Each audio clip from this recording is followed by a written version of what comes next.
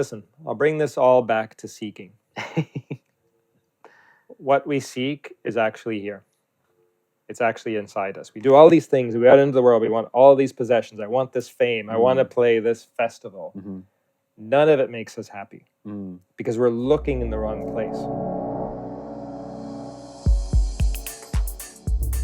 Welcome, everybody, to the Beyond the Decks podcast, your guide to mastering the art and business of the DJing, dance, and electronic music industry. As you can see, again, we have escaped the metaverse. We are back in person in Toronto here, and I'm thrilled to be speaking with this gentleman here, Mark MacLeod, who has been a part of the Toronto rave scene since the 90s, originally growing up in Scotland on a pretty remote island named Lewis. Yeah, Lewis Island of 3,000 people. Yeah. Super remote. And ventured into Toronto a little later in life. You were looking for different opportunities based on what I read, and you kind of found your way into, I guess, business and technology. Yeah, a mix. So I grew up in a suburb of Toronto, Whitby, and one of my good friends, Mike Stein, started what I believe to be the first rave company in Toronto called Pleasure Force in 1991. After we graduated high school, and he spent the summer in London, discovered rave, decided to bring it to Canada. And my literal best friend to this day, Alex, who went by the DJ name Alex Bender back then, took me to my first rave in 1992, gave me my first drugs, and it was all downhill from there. Well, I mean, since then, you've now gone on, you started producing music, and then you started this label, Deep Down Electronic Music, right? And you sort of have been heading that up for the past, I think, 3 or 4 years at this point, correct? Almost 3 years. Yeah, if I take a step back. So music's a tough place to make it like the sole place where you make money. It obviously can happen, but for many, it's sort of like a side passion, and that's what it was for me. So I was rave in the 90s. I moved to Montreal in the late 90s and became a club and after hours DJ. Back when DJing was hard and expensive, it was like vinyl and no waveforms and sync buttons and key detection. And it was like $15 a record, and you invariably just wanted one track. So it was like $15 a track. Yeah. And you do like a 6-hour, weekday 9 p.m. to 3 a.m. set and have to lug so much vinyl with you in Montreal winters. So it's much easier to carry a USB stick now. So I did that for a really long time, and I was actually super passionate about it and had a manager and everything, and told my manager that I was going to quit my job. I was CFO at a startup and going to try and make it. And he begged me not to because I was the only guy he managed who wasn't like a strung out addict. And he's like, imagine when you're like 40 and, you're going to be playing to the people our age, like it's going to suck and you're probably not going to make it. And like 40 seemed really old then. Anyway. How old were you at the time? I was 29. Okay. Yeah. And I took his advice. I was deeply offended, but I took his advice. And not going to make it. Yeah. And anyway, so I was DJing until I became a dad and then kind of put that all on hold. But I never lost the passion. And during COVID, I just started making music and produced 20 tracks. Most of them were somewhere. And I was just like, I'm going to start a label. Like I had some naivety, which I think it takes to start anything, where I said, like, there's probably no one starting a label who has my business background and at the risk of sounding like a douche money, like I can invest in it and make a go of it. I quickly discovered that for the genre that the label was in, which is progressive house, like progressive house is global, but it's really small. Like I just got back from Amsterdam dance event and like realized it's basically a village. Like if you think about the artists, like they're all there. We all know each other. It's a global sound, but it takes so few sales to hit the charts in progressive house. And so I wasn't able to kind of fully deploy my business background on that one. But yeah, I ran it for 3 years. At its peak, it was top 50 in the world in progressive house. Had some amazing artists. Well, you did. You signed people like Dowden and a few others. GMJ, Alex Orion. Yeah, big names. And how did you, I feel like some people who listen to this podcast, they're at various stages and they might just be picking up their first DJ controller or whatever. They might have been mixing for a couple of years, maybe they have some gigs. But then there invariably comes this question of like, okay, you start making some tracks and maybe you want to create your own label, right? Everybody has their own sound of what they think sounds good. You sort of mentioned that you came at this at like a passion project kind of side thing, but what made you decide to turn it into a label of sorts instead of just shopping out maybe some of your tracks to other record labels? Part of it was to, well, scratch my own itch, right? Like I have a deep business background. I was a CFO for companies for a long time, a venture capitalist investing companies, an investment banker selling companies. So I was trying to bring my passions together. That was part of it. Also, to advocate a particular sound. So Deep Down was very focused on deep progressive house. So no bangers. Deeper sound. What Hernan Catano might play at the beginning of a set, or maybe like a sunrise, sunset kind of vibe. But also, I actually think this is why most people start labels. It's not because they expect to make money from the label. It's actually just a vehicle to advance another purpose, which could be to advocate a particular sound that you don't think is well covered. More often than not, it is to accelerate your career as a DJ. As a DJ, or an right? artist. To get bookings, right? Yeah. Like, again, I don't mean to make it sound like I'm old and grumpy and resentful, but it used to be hard and expensive to DJ. It's a little easier now, and it's definitely a lot cheaper. And so there are lots of DJs.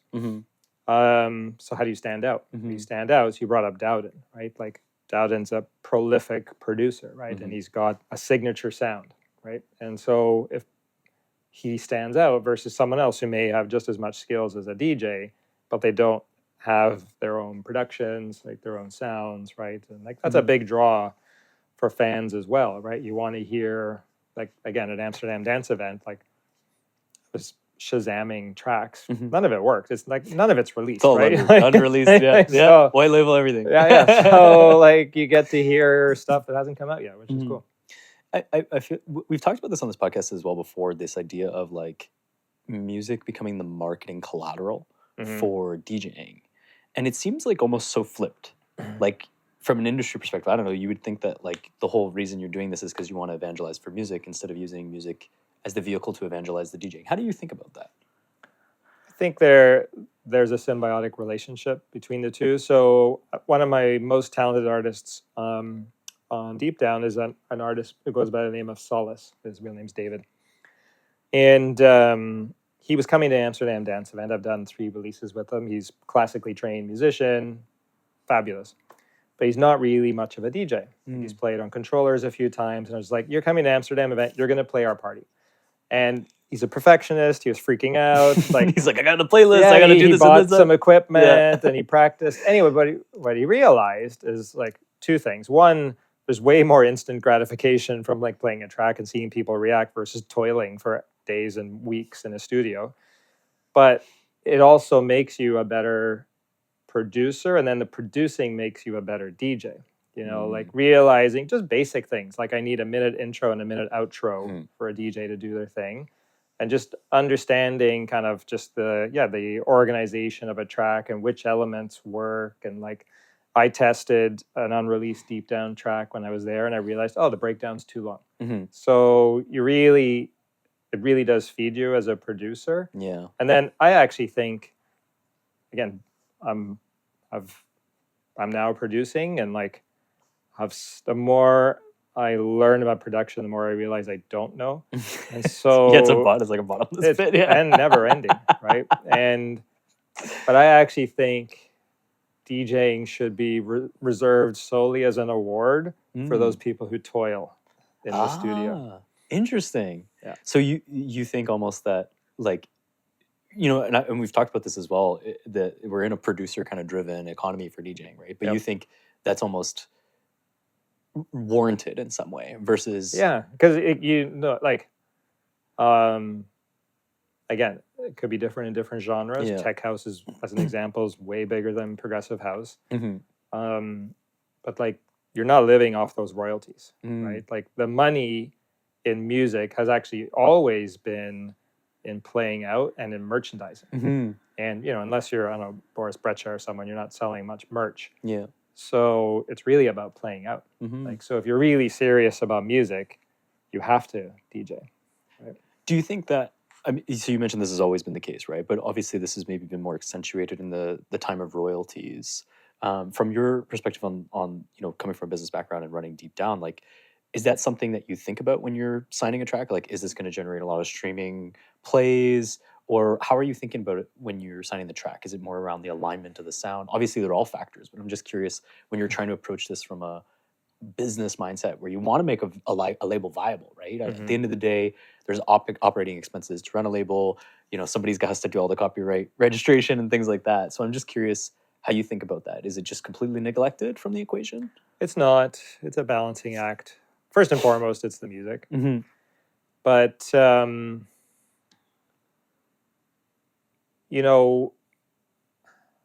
deep down was ultimately an act of service, and I gained from it, right? I got into the industry and have accelerated my own career as a producer. It's led to my new project, but it was an act of service. And what I mean by that is, like, if I got a track from a new artist, I knew it wouldn't sell well, so I would go and pay and get a big remixer for it. So, as an example, an amazing artist named Tomas Garcia in Argentina, he sent me this really stunning track. And I got Dimitri Molosh to remix it. And Dimitri's a pretty big deal in progressive house. And fast forward a year, and the remix really brought a ton of attention to the whole release. I got videos of that remix being played all over the world, but that gave attention to Tomas. And he had other releases, but you fast forward a year, and now Tomas is releasing on Dimitri's label, which gives him way more exposure. So there's lots of stories like that. So that was a big strategy for me. Is I would get, if it was a younger producer who didn't have a following yet, I would invest in a remixer. And so by definition, I was losing money on those releases, but it was a conscious decision. And like we've covered the idea of reciprocity in the music industry a lot, and so I guess for somebody who's a new artist coming up, they would look at like that as an example of like, holy crap, like this guy's investing to help my career. Have you found in your experience then that comes back and assists you in some ways? Again, just came back from Amsterdam, saw many of my artists for the first time. I announced shortly before I left that I was kind of handing over the keys on the label, and like, so my distributor, Proton, manages 2,000 labels, most of which are progressive house. There's lots of labels. We were showered with love when, I kind of announced the news on Deep Down. And so many people told me that Deep Down really mattered to them, that they really admired the personal touch. I record a little reel before each track. I talk about the track. I talk about the artist. So many of these artists are close friends now. Like my WhatsApp is just this amazing collection of people all over the world who share my disease, i.e. passion for music. Yeah. So they really felt that personal touch. And so I'm on the other end now as a producer. And it's only a few labels I've worked with, but here's the contract. This is when the assets come in. I have to ask them for, like, can you give me the cover and some stuff so I can do some marketing? Like, not well run, you know? And we did everything super professionally. We gave them lots of assets to promote the release themselves. Marketed everything, yeah. Right. I checked in with them. How you doing? You're working on some new music. Would love, just even if you don't want to send it to us, I just want to hear it. Just give me, like, we just were super close to them. And so I think that really stood out. Yeah, developing those relationships then long-term pay off, because I guess either in the form of like getting unreleased tracks, which is another big asset as a DJ if you're playing out live, as well as I imagine finding home for your own music, For music going forward. But you did mention, you decided very recently that you're going to be taking a step away from Deep Down, music, to work on something new. Yes. And that new thing is Music for Seekers, if I'm not mistaken. Correct. Can you please tell us a little bit about that? Yeah. So my biggest passions in life, outside of obviously my profession,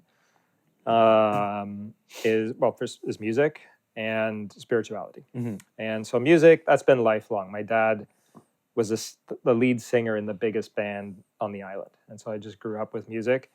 I was a drummer in a rock band in high school. Blissfully, this was before social media and smartphones, so there's no Did you have long hair or something I had like that? long permed hair. We got to permed. get it. We have to get a picture. I had like lumber jackets with the sleeves cut off so you could see how big my arms were. They weren't that big. So music has always been a thing. And spirituality I've come at slowly but steadily. Mm-hmm. I started doing yoga in my 20s, frankly, because women looked hot in Lululemon. Like a horrible reason. But I really liked how I felt. Mm. And, I was like a type A, hard driving, always working executive. Mm-hmm. And it was a counterbalance. And one day I discovered this thing called Kundalini. Mm-hmm. I was like, I don't know what this is. I'm going to try it. It was super weird, but boy, did I feel different afterwards. Can you tell us a little bit about like what Kundalini is for somebody who's never approached it? So Kundalini, so yoga is like the kind of yoga we do in the West is hatha based. You're doing asana, so what you would do in a normal class, like downward dog, those kinds Child's of pose. Exactly, those kinds of poses, and that's really just one tiny like Ashtanga, which is a style of yoga that means 8 limbs, and so the physical practice is only one of those limbs. And there's actually the purpose of yoga as a whole is to calm the fluctuations of the mind, meaning to prepare you for meditation. And that's where all the magic happens. And so Kundalini has as its foundation asana, because you have to, especially in our busy Western minds, we have to, and just go, and on our devices, you have to get out of your head and into your body before you can do anything. And that's usually where a traditional Western class begins and ends. Maybe there's a tiny little bit of meditation at the end. But so the whole idea with the premise behind Kundalini is that we all have this dormant energy kind of at the base of our spine, kind of in our first chakra. And through a combination of the physical movement, asana, through breath work, through bandhas, which are locks, so you kind of activate this energy, you send it up, you use locks to harness it, you send energy up ultimately to your crown chakra and connect to source, not to get too woo-woo on you. And that's been my main practice for 12 years. And I already completed a 300-hour teacher training in it, and now I'm just doing a 200-hour kind of so I can actually teach. And so you had the spirituality and the music then. Yeah, they all came together, and like, how do you put those? Sorry, I went on a big yoga thing. Sorry, I can talk forever about that. And we're going to talk about it. Yeah. So with music, so you look at club culture today, and there's a lot that I don't love about it. First of all, I'm 54. I don't feel like staying up to 5 a.m. I try and avoid that whenever humanly possible. I hate bottle service. I hate that when people go out, it's like, look at me, status. That if all of these are generalizations, there's obviously exceptions to all of this, but like where it's more about being seen and it's more about being partying and getting drunk or getting high than it is about the music. And so, like, tech house has overtaken techno, #1 genre in Beatport now. And there's some great tech house, but most of it is two-dimensional, disposable bullshit, and I could make a tech house banger in like 30 minutes. Well, actually, there's videos of, famous DJs doing just that, right? Yeah, exactly. And I guess but please continue. Yeah, and so I just thought there's a better way. Like, music that is positive, has explicit spiritual elements and intentions. So that could be mantra, chanting, binaural beats. We could talk about those, indigenous drums. If you think about the most inspired artists in any field, could be music, could be visual arts, whatever. Think about that word inspired. What does it mean? In spirit. I have connected to spirit. That's the source of that amazing creativity, right? I want that kind of music, not the disposable music, right? And so Music for Seekers has first of all started off as an event brand. And we had our first event in June. I'm partnering with Oz, who's been running the Osmosis events for 15 years in Toronto on the event. And so I cannot think of a better partner to work with on that. And, our first event is different first of all, it was daytime, right? It ended at 10 p.m. And, we always want to have the sun be around at some point, even if it just at the beginning, and then it goes down. There's no life without the sun. We want to have maybe some kind of spiritual activation, maybe at the beginning, could be a cacao ceremony, a little breath work, something to just bring us all together. And then, music that's really positive, right? That's not just these kind of bangers that you need to be on drugs to enjoy. And so that first event, and then ideally, we live in a cold climate, so this is not a year-round thing, but that first event kind of had an indoor-outdoor aspect to it. People could sort of kind of just come and go. And they were telling me afterwards that they had and we didn't facilitate this, we just provided the container and the intention. But people were telling me that they had conversations at that event and connections at that event that they've never had before. And so I find that deeply meaningful. And the real hope, so we're hoping to do our second event soon and get into more of a cadence of events kind of in 2025 and beyond. My real hope is to maybe foster some ongoing community, be in touch with people in between events, offer them tools and tips to access whatever spirituality means for them, right? And spirituality is distinct from religion, right? Religion is inherently divisive. It's actually probably the number one source of death in the world. Historically, we're seeing that right now in Gaza. Spirituality is different, it's universal. And I think society is pretty unconscious. So nothing else, I just want to help people become conscious, right? Like, go into that yoga class because you like Lululemon pants, and then maybe stay because you really connected with your breath. And you're like, oh, that's what it feels like to breathe. Wow. Yeah. And I can tell you, like, I have a busy day, and then I practice every day. It just takes a few breaths to completely change your state. So I want to provide that. Even I think Tony Robbins talks a little bit about this in some of his, he says this idea to change your psychology, change your physiology. Yeah. Right. So he does that. I don't know what he calls this move, but he's like, it's a combination of breath work and movement. And, if I go to a sauna, for example, I find myself doing that sometimes because it activates I don't know how you would describe it, but it definitely changes and alters your state a little bit. So would you say that you view kind of Music for Seekers as a vehicle for, I guess, expanding people's purview or horizons as to, the whole scope of their life, like connections they could have, communities they could be involved with, the music, I guess, that they could be exposed to? Yeah, I mean, still fleshing it out, which is actually one of the reasons why there's been such a gap between the events. Like, one of the debates we had is like, do we make the events alcohol free? But right now we're just sort of meeting people where they are. Yeah. If you want to drink, cool. If you don't want to drink, we'll have lots of alternatives. So we're not kind of judging and saying it's a certain way. So I haven't nailed all the aspects kind of outside of the music policy, I guess. But I want to build, real community, right? And just, like, I'm studying to be a Kundalini teacher now because I'm so passionate about it. It's completely changed my life, right? And, I just want to share that with people. And then they take whatever they want from it, right? They don't have to, I don't know, cover their head like they do, like I do every morning and chant. They don't, like, that's a little too extreme. Just, but like, even if you just like, so my day job is coaching startup CEOs. And sometimes when they showed up, right, they're on, like, this is their seventh Zoom call in a row, and they're completely frazzled. I'm like, dude, let's just take a breath. Let's arrive, right? How are you? Yeah. So even just giving people little tools like that, right?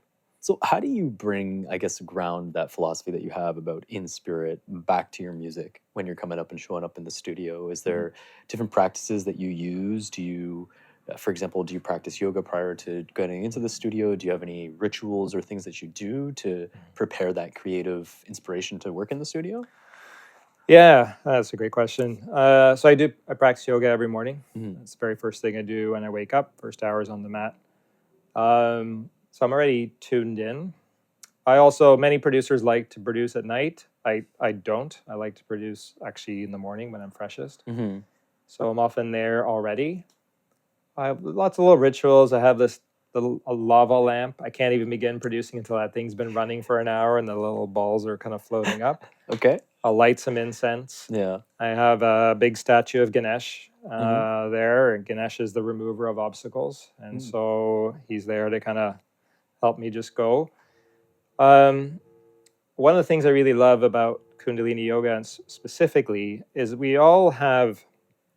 most of us operate just from our rational mind, which is maybe 10% of what we're capable of.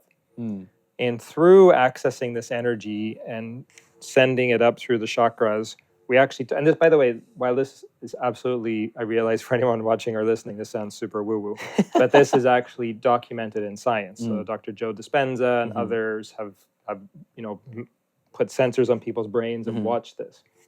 You turn on dormant parts of your brain. And this is a very long segue to come back to your question. So I've been doing this for 12 years. And like my intuition is bonkers. Like in my coaching practice, I'll know exactly what question to ask, or a CEO will bring up a topic that I've literally never thought of in my life, and we'll just spend an hour going deep. And so it's the same thing in music, like where it just sort of flows out. It's not me.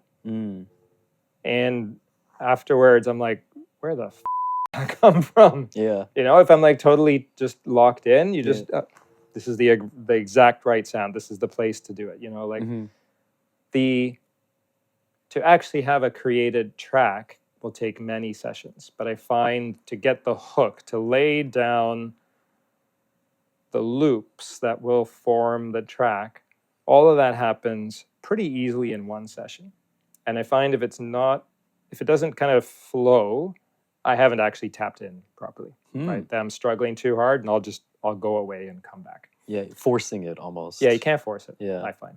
I mean, it's fascinating that you talk about that, because I think of some of the times that I've produced tracks with melodies that I like. And it's often from like very, like I'm walking back from like a yoga studio or a gym or something, and then just something comes in my mind and I'm like, yeah. If it was like a brain to DAW interface, like a little thing, I would be the most prolific producer. But a lot of shit's lost in translation going from here to the keys. Why do you think that is? Well, because, well, first of all, I'm not a trained musician. Yeah. You know, working on a track right now in F sharp minor, and literally have like an image. Well, first of all, when I was writing the melody for it, I literally put Post-it notes on the keys I was allowed to use, right? Like, so there's that. Yeah. Right? Yeah.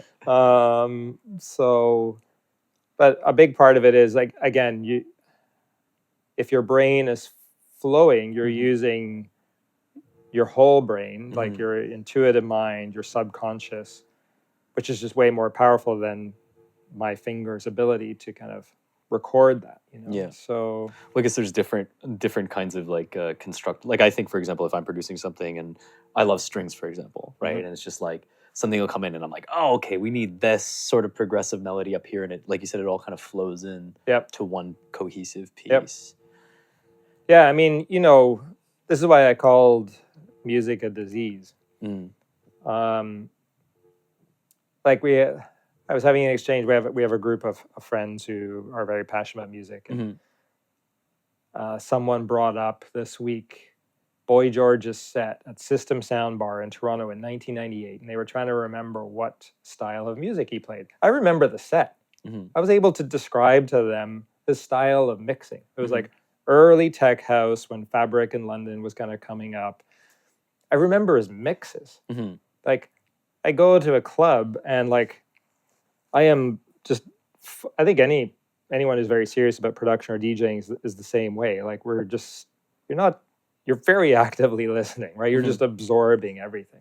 So you do that long enough, it just becomes part of your DNA, which is why, like, I don't know if I'm, to be frank, coming down after a big night at a club, I'm just inventing tracks in my head, which is why, again, if I could just plug in a USB cable and have them flow out, then I'd be the most prolific producer ever. Yeah. But to get back to the music for seekers, so it's kind of this conduit. You sort of want to expand people's connection with themselves, right? Yep. And you're using the modalities, I guess, of music, community, Yep. chanting and mantras and things like that. We also mentioned this positive aspect of Yeah. music, right? And I think some of the productions you've been making more recently tend to fall into more down tempo, Yep. organic house. From my observation, it seems that this kind of organic house, playa, Black Rock City sound, it does have a lot of that kind of positivity. And Yeah. I just got back. I played a set at like the sauna ice bath here. Othership. Yeah, I saw that. Othership, Yeah. and it was really interesting because of the ambiance of the place, the the way that they set up this sauna, and it's alcohol free, phone free, and yet they're stimulating community, they're stimulating socializing, but they're using different physical somatic states Mm-hmm. to allow people to access and lower their inhibitions in some Mm-hmm. way, in a positive and healthy way. Mm-hmm.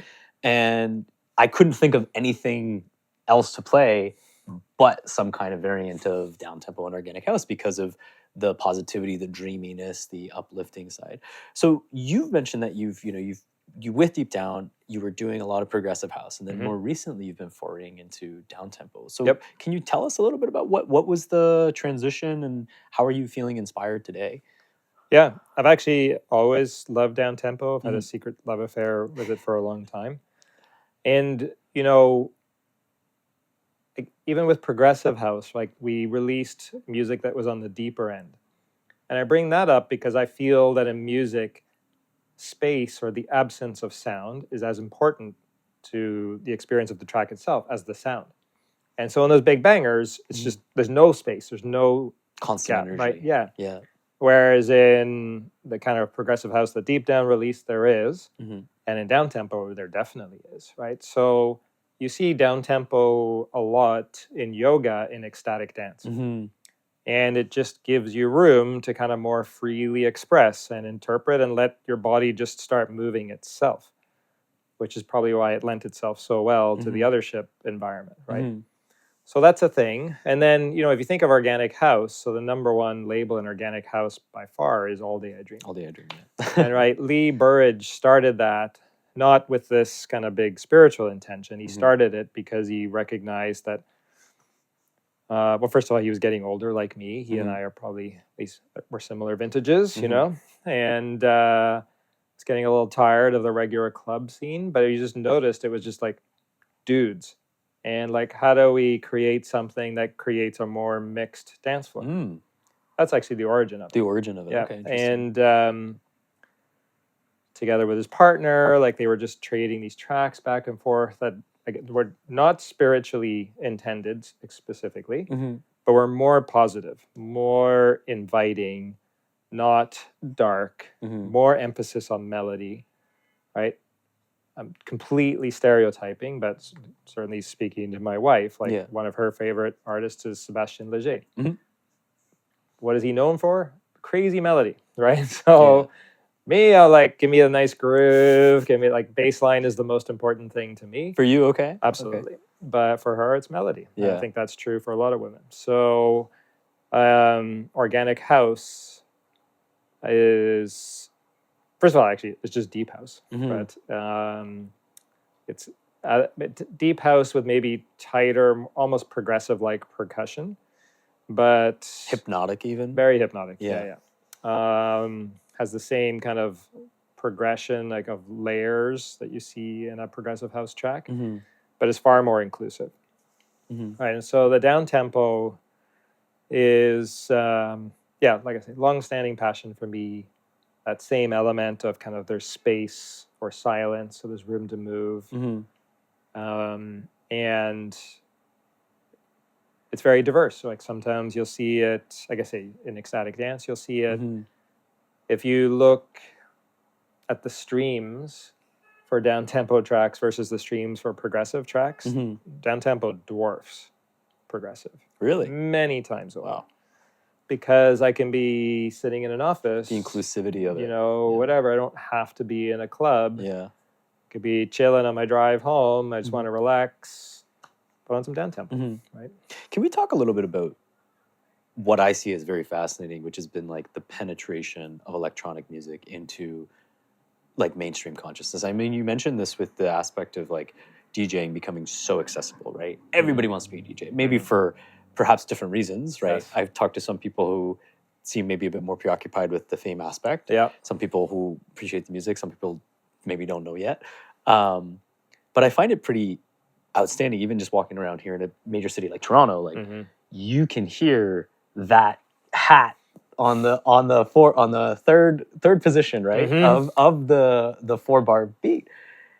And yet it still feels like, I don't know, like electronic music is like an underdog type of genre. Yeah. How do you think about that with regard to like molding tastes? Like being a DJ, my perspective is always one of, I think it's critical to play this role of like musical evangelism, right? Finding and expanding the horizons of the people, right?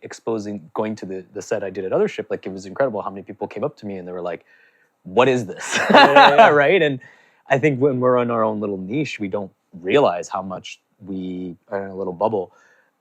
So how do you deal with this, what would you say, friction, where on one hand you find something really new, really novel that you know is good, but then you also have to cater to perhaps the existing taste that, like you mentioned, if you're doing a standard nightclub and people are wanting bottle service, they want to hear like tech house bangers. Like, how do you as a DJ manage that internally?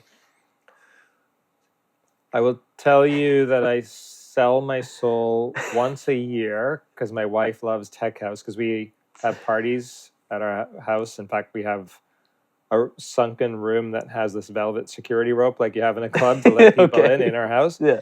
And once a year, she'll have all her girlfriends over, and I will sell my soul and play tech house. The rest of the time, I don't. It's tough. Like, the mechanical aspect of DJing isn't the thing. It's easy. It's always been about track selection and telling a story and curating and taking people somewhere. So maybe sometimes you got to start where they are, but then you got to bring them along. So I played the closing party for a tech conference in Scotland last year. So these are, now, the UK in general, by the way, electronic music is actually quite mainstream. Yeah. Right? But I started off with like vocal deep house. Still underground. It still has to be, first of all, I have to own it, so it has to be something I like. Yeah. But I started off with almost like old Derek Carter style vibes, like, you know, lots of vocals, Chicago house. But then I just got edgier and edgier as the night went on, and people's inhibitions wore off, and it was dirty by the end. You know? But if I had started dirty, I would have just cleared the dance floor, right? Yeah. So you got to meet people where they are. But I think you still have to play stuff that you love. Yeah. Well, even going back to what you mentioned about ecstatic dance, like I've just been observing this trend of like alternative venues of DJing and alternative modalities. Like on a previous episode, I was talking to Andre Delgado. He's a drum and bass DJ, and we were talking about this guy who did drum and bass on a bike. And then you mentioned, for example, ecstatic dance, which is another, and it kind of opens up the horizons for things that you can play, which I don't know if, going back to what you mentioned about music being a disease, it's sort of like the more exposure you get, the more novelty you need to find in order to keep yourself entertained.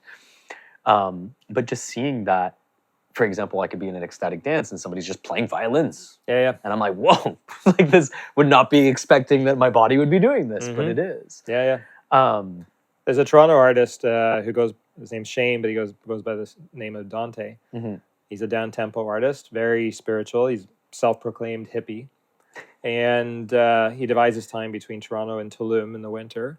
But he often, he'll have beats going, loops that he's made, but then he's playing guitar on top of it. He's got a vocalist. I saw a set that he did with a partner in like the Colombian jungle with a cellist, which is what made me think of it. So bringing this fusion of, first of all, electronic and organic, live and loop-based, like real acoustic and electronic samples, like bringing all of this fusion together. And you hear in organic house and in down tempo these sounds like that exist in the real world. Like I just finished a remix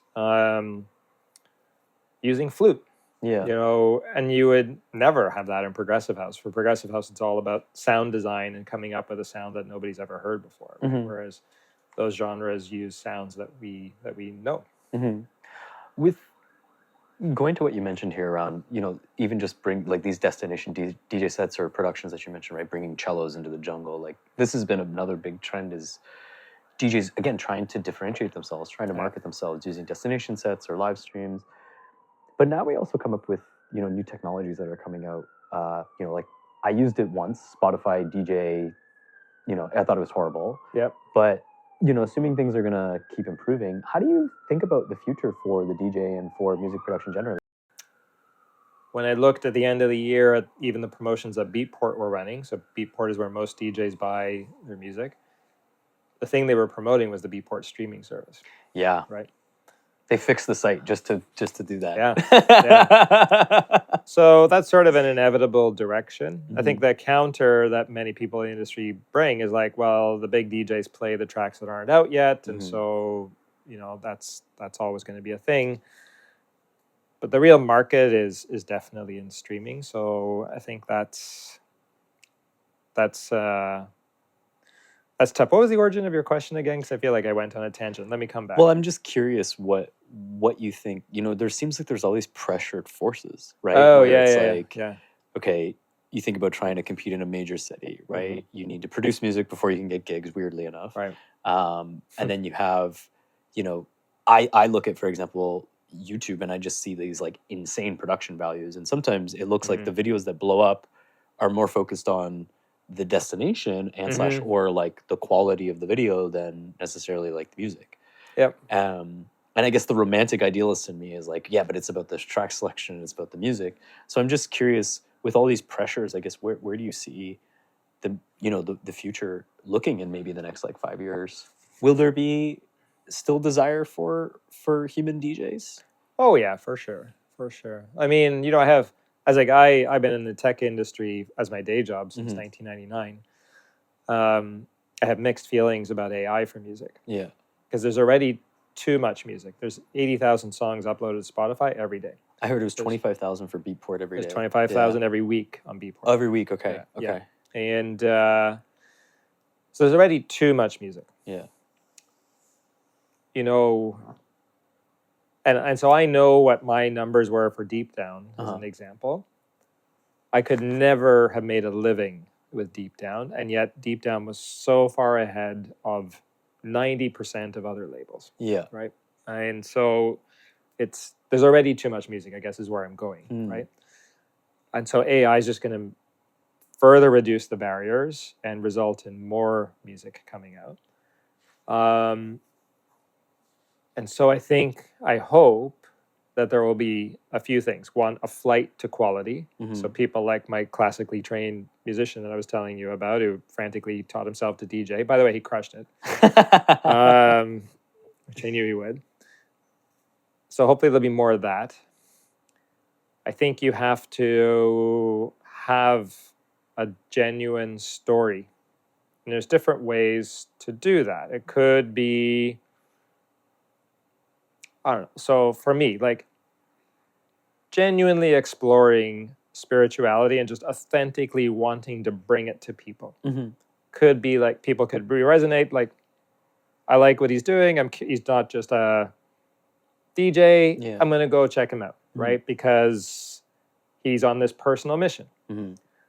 There's a DJ I've followed for a really long time out of Turkey. She's now in Spain, named Elif. We actually named our dog after her. Elif in Turkish means bringer of light, which she definitely does. And Elif has 80,000 followers on Instagram now and tours all over the world. Is it because she's so much better than the other DJs? No. Is it because she produces all the time? No, because she's actually too busy touring to produce. But from the beginning, she shared her life. She was really authentic, super open, engaged, so big emphasis on social media. We could hate on that and be like, oh, it should be about the music. But whatever, she's touring and the people are complaining that it shouldn't be about that or not, right? So there's different ways to build this. I think people have to feel this connection to you. It can't just be about the music, because the music's everywhere, right? There's so there has to be something else that brings you to follow that artist, right? And building a community out of it, right? So if you have that, then there's a concept, again, I come from the startup world, and I used to be a venture capitalist investing in startups. And there's an essay written many years ago called 1,000 True Fans. I was going to bring that up by Kevin Kelly. Right? So, I always told myself with Deep Down, like, I just need 100 super fans. Yeah. If I have 100 super fans who buy every release, we will chart every release, which then means bigger and bigger names will be like, I want to release on Deep Down, which will attract more super fans. It'll be like this slow building but virtuous cycle, right?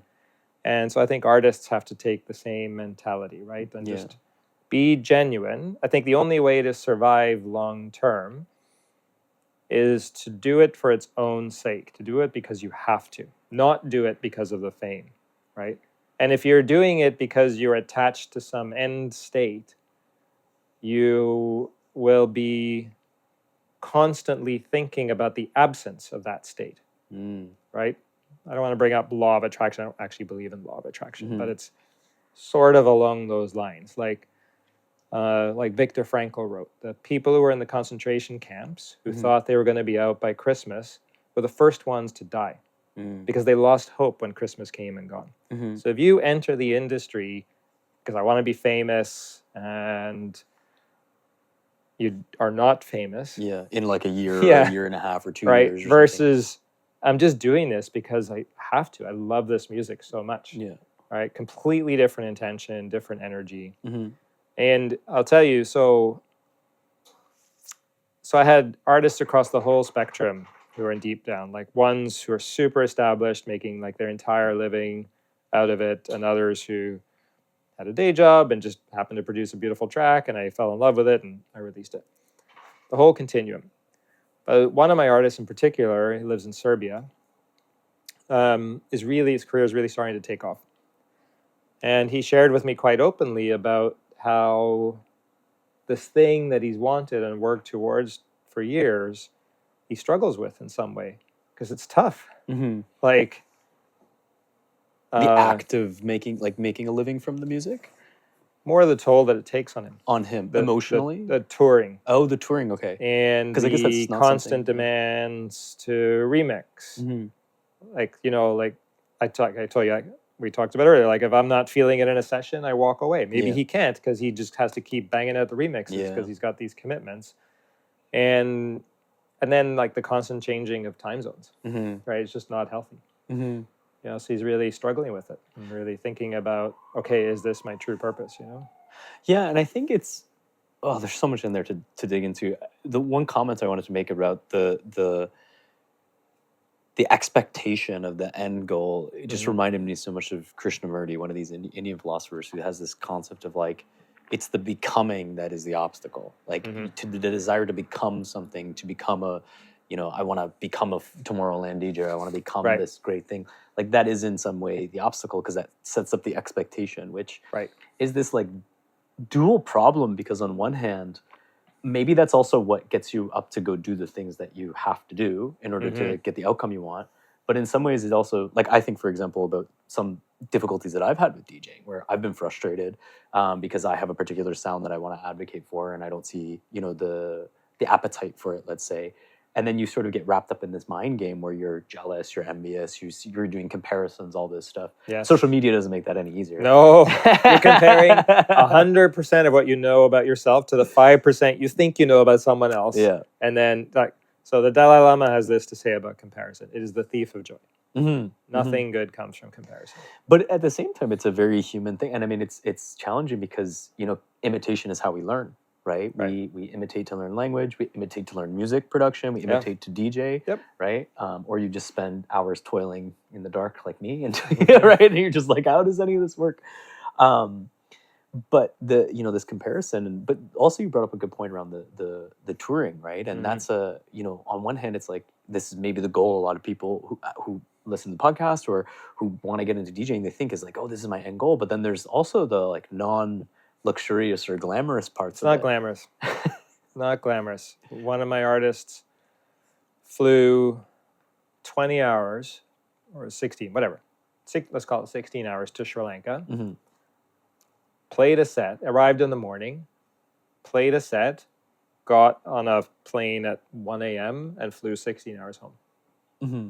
Like, that's not glamorous. There and back, yeah. Right? Not glamorous. Yeah. My favorite progressive DJ, Hernan Catano, like,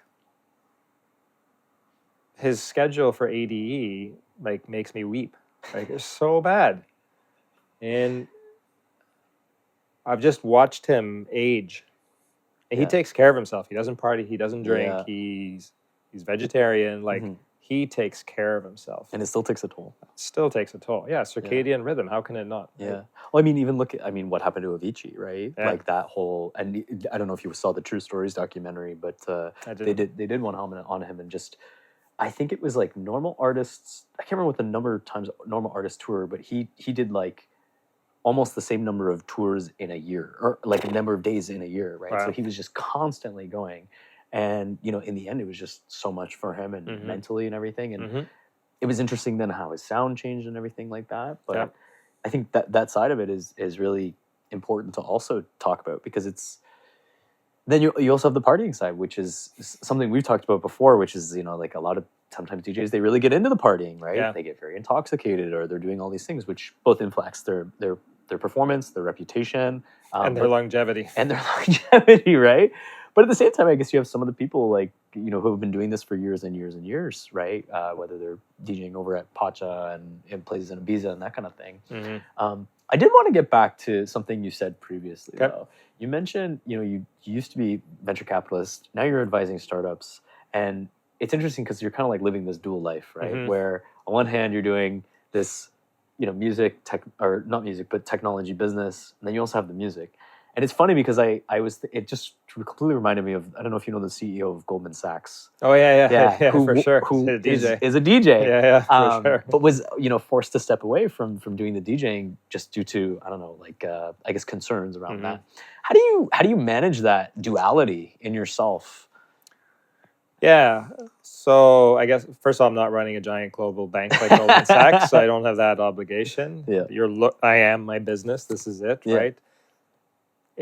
All of it is just serving creators, right? These startup founders have an idea that they turn into a project that becomes a product, and then they find a customer that likes it, and they build a company around it, right? Like, I was the first CFO of Shopify, and when I first showed up at Shopify, they fit in one room above a second cup coffee store downstairs, right? And now they're 10,000 people. Yeah, that is a beautiful creative work, right? I just caught up with Toby this summer, and he's Canada's richest person. He's still the same person, just like on a mission, right? Like his mission is to make commerce simpler for everyone, and he's not done. I love that, and I love serving that, right? And it's the same thing in music, right? Like with the artists I was working with, in an ideal world, they would just focus on their craft. They would just deliver beautiful music, and then the rest, build it and they will come. So that's not how the world works. Yeah. So I would try and help with that, right, and fill those gaps, right? And that's why I like to have closer relationships with fewer artists, And then, all of these worlds connect. First of all, music is math. And I'm a CPA. I'm highly mathematical. The world, these worlds are the same. Electronic music is very structured. I don't want to use the word formulaic in a bad way, but it's formulaic.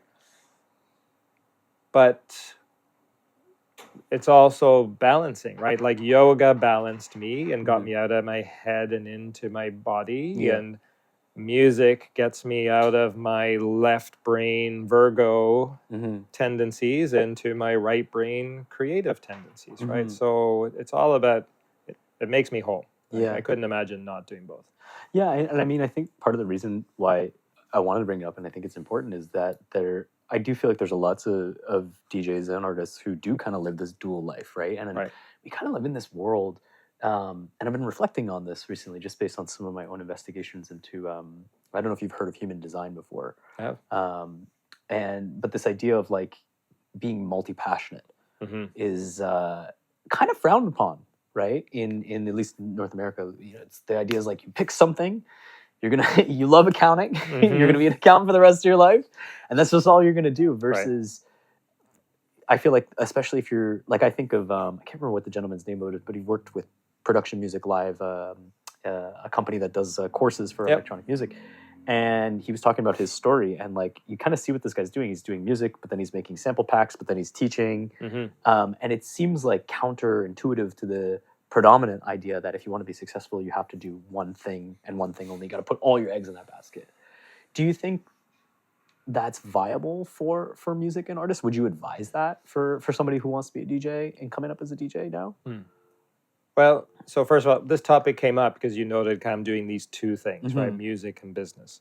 So it was business first, then music for me. Mm-hmm. But your students, if they're serious, Mm-hmm. and maybe they're coming at it from music, they're going to also have to come about it from business as well if they Mm-hmm. want to go all the way.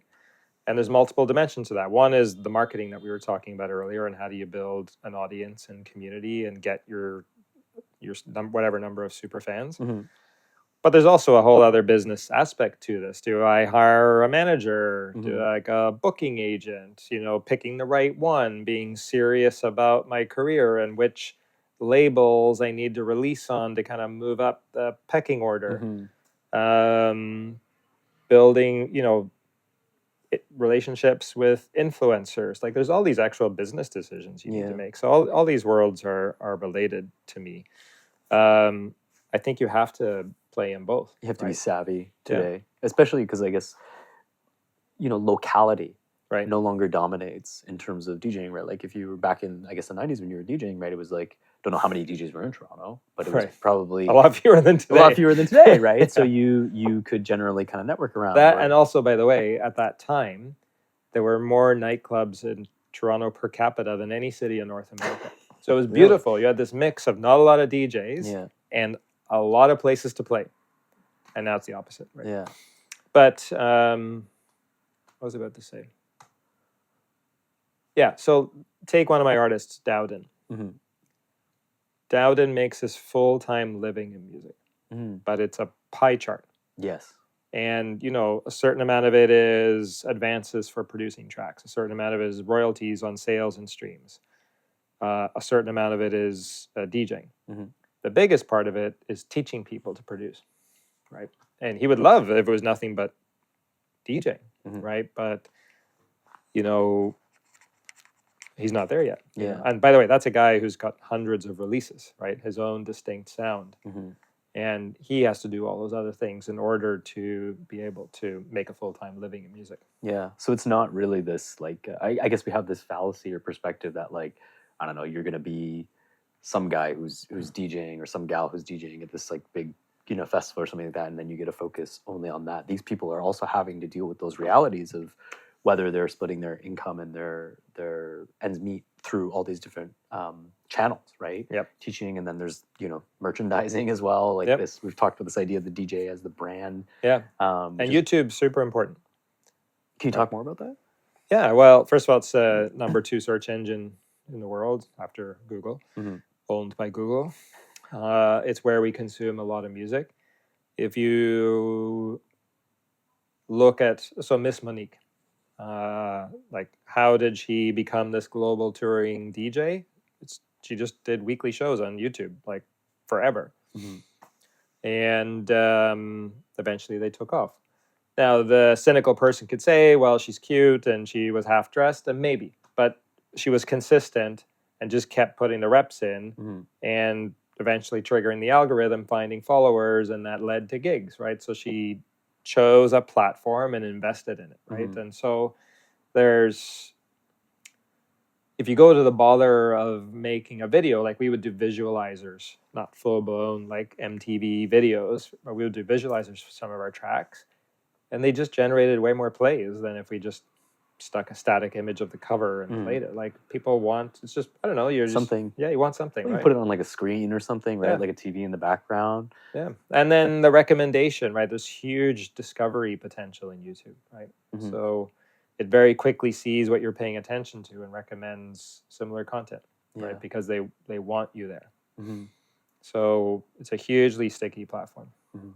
As we wrap here, I did want to, touch on this idea of, advice that you would have for DJs coming up today, producers coming up today, as somebody who has been doing this quite a while, as well as somebody who's sat on the side of, actually signing music, right?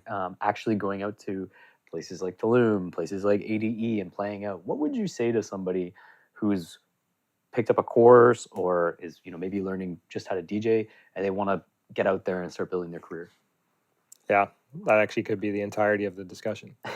So this will be the Cole's notes. I mean, first of all, I'd say do really know why you want to do this. Is it for fame? Is it for sex? Like, I don't know. Like, I don't think those are enduring sources of motivation, right? Like with my founders, my technology founders, right? I found that the only enduring motivation is they're in love with the problem. Like they're obsessed with solving it. And so bringing that back to music, maybe you're just like obsessed with a certain kind of sound, production. You just have to share it with people. Like, so doing it for its own sake is a thing. Recognizing that it is a business and it's a highly competitive business. It's hard to stand out. That genuine passion, especially if it manifests in output, be that in the form of songs, remixes, gigs, whatever, will stand out over time, but you have to build a following. And consistency. Yeah. And you can build a following in your own way. So don't do it in a way that is fake for you, because it'll come across as fake and you won't stay at it. So find what works for you. You really have to build relationships. Right, this is why I go to Amsterdam Dance Event every year. There's nothing, even in 2024, that beats building in-person relationships. You got to get lucky. Every one of my CEOs that I coach or artists that broke out got lucky in some way, right? Like Hernan Catano is the biggest progressive house DJ in the world. He opened up for Paul Oakenfold when Paul was touring the world, and Paul was just like, holy shit, this guy's good. Paul brought him to the UK, but he needed that break. Otherwise, who knows, maybe he'd still be in Argentina, right? So you need luck, that's for sure. I think the people that have really stood out have built a signature sound. Like, you hear that track and yeah, that's this person's track. So many examples of that, but maybe like Boris Brecha has come up with like his own kind of genre, high-tech minimal, right? I was going to say that, yeah. Right? And he only plays his tracks. And then he's got like the hat thing that he wears, like, and he's a prolific producer. He just pumps out music. And he's also somehow threaded the lines between underground and commercial. And so many people, like, I'm very squarely in the underground world. And so many artists complain about how little money they make. I'm like, dude, you've chosen something that's underground. By definition, it's not mainstream, right? Like, what the So this is the bed that you got into, right? So if you want to go mainstream, fine. But then you're playing EDM, so you have to be able to look yourself in the mirror. Yeah. I say that with total judgment. I guess it is that aspiration to kind of walk one's own authentic path and then also be able to create prosperity in it, that maybe is the golden grail, the holy grail of trying to be a producer and artist, maybe. And maybe it comes back to what you said about what Kevin Kelly said about the 1,000 true fans or 100 true fans. Yeah, like, listen, I'll bring this all back to seeking. What we seek is actually here. It's actually inside us. We do all these things. We go out into the world. We want all these possessions. I want this fame. I want to play this festival. none of it makes us happy because we're looking in the wrong place. We have to go in. And when we go in and truly just accept the present moment and truly love ourselves, that's actually the place from which we can create magic and then share it with the world, which is why I say do it for its own sake. Do it because you have to, just because you love doing it. It's an act of love. Here it is. Here's the Have some of my love. Right? Amazing. Well, if we're gonna go in, I have one request: 3 tracks. Okay. On repeat, Guilty Pleasure, and Under the Radar from Mark. Like tracks that I've listened to from other artists? Yeah, it can be from other artists, can be from your own stuff. Oh man, what do I have on repeat? Well, I'm super into down tempo at the moment. I am playing tons of. I have a Music for Seekers playlist on Spotify. I'm the #1 consumer of that playlist. So I'm really into these days. Well, first of all, maybe on the organic house stuff, anything by Double Touch. Yes, just love them. Incredible, love them. Group, yeah. Pax Tulum, really like them a lot. And there's a guy. I shouldn't say that because I forget his last name. I'm literally doing a remix for him right now. His name's Tamer. He's in the Middle East. Okay. But I have maybe 5 of his tracks, and like that I've bought and played at events, like just in the last few months, and they're all amazing. Like it's because there's this mix of Middle Eastern influence or like traditional Middle Eastern instruments, like sitars and stuff. Yeah, coupled with like very modern bass lines, like very tight percussion, and there's some kind of vocal in each track. Like he's got a formula, but each track is different. And anyway, I'm doing a remix for him right now, and absolutely love him. Any idea when it'll come out? I don't know. It'll be done. It'll be done when it's done. Release. Some labels take a long time. This is one of the frustrating aspects of the music business. So I don't know when it'll be out, but it'll be done this week. Amazing. Yeah. Amazing. Well, Mark, thank you so much for coming on the podcast. My pleasure. Thank you. And sharing with us all this information. I found it really interesting how the coaching side of you comes out, and you're really wanting to bring all of this kind of wisdom, both to as you mentioned, some of your CEOs and startup founders, but as well as like the coaching of the artists, right? Yeah, and absolutely. kind of taking that step back. And I think that's really important because I think there is that necessary projection of culture and information and wisdom that needs to happen, right? Through so that people can find, as you mentioned, maybe that like internal, because like you said, right, as these external, I always think of it this way. Sometimes I put so much effort into like organizing an event or something like that.